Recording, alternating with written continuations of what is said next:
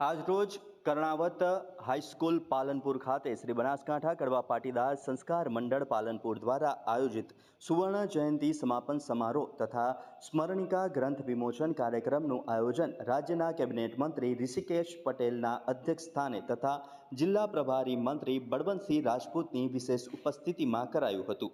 આ કાર્યક્રમમાં કડવા પાટીદાર સંસ્કાર મંડળ પાલનપુર દ્વારા શિક્ષણ, સંસ્કાર અને પ્રગતિના 50 વર્ષની ઉજવણીના ભાગરૂપે આયોજિત કાર્યક્રમમાં બનાસકાંઠા ખાતે પાટીદાર સમાજની વિવિધ શૈક્ષણિક સંસ્થાઓની સિદ્ધિઓ અને આયોજન અંગે માહિતી અપાઈ હતી।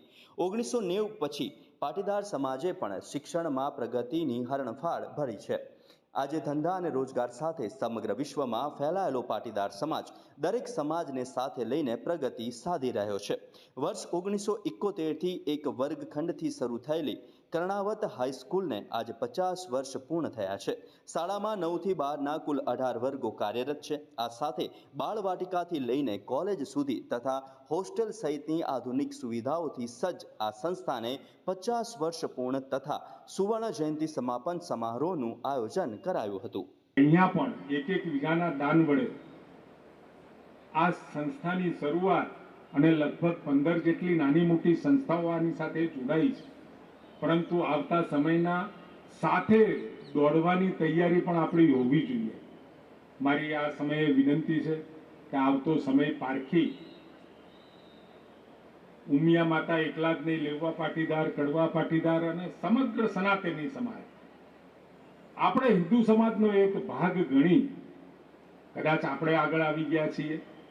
આપણા ગામમાં, આપણા કુટુંબમાં આપણે કંઈ મોભાદાર સ્થાન મેળવ્યું છે, 2 પૈસા માં ઉમિયાની કૃપાથી આપણને મળ્યા છે, તો આપણી આજુબાજુ, આપણા કુટુંબની અંદર, આપણા ગામની અંદર કેટલાય લોકો એવા હશે કે જે પાછળ રહી ગયા છે।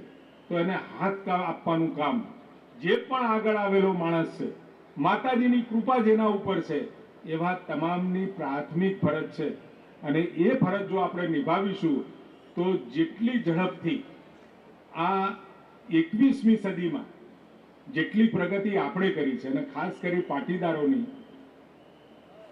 પ્રગતિનો જો સમય ગણું તો લગભગ 90 પછી, 1990 પછી ઝડપથી એના વિકાસનો વેગ એ પ્રવેગમાં પલટાવવાનું કામ 90 પછી થયું છે। ખૂબ ઝડપથી દુનિયાભરમાં પથરાયો છે।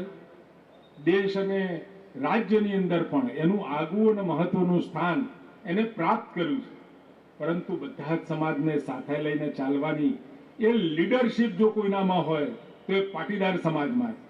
આપણે બનાવેલી શૈક્ષણિક સંસ્થાઓ આજે અન્યત્ર સમાજના સૌ છોકરાઓ તાલીમ લઈ રહ્યા છે, ત્યારે મારા વિનંતી છે કે ફરીથી એકવાર સૌ સાથે મળી અને શિક્ષણ સાથે, અને શિક્ષણ એ આપણા સનાતની સંસ્કૃતિમાં એ સેવાનો ભાવ ગણ્યો છે, આરોગ્ય અને સેવાનો ભાવ ગણ્યો છે, ત્યારે સેવા ભાવ સાથે આપણે સૌ આગળ વધીએ।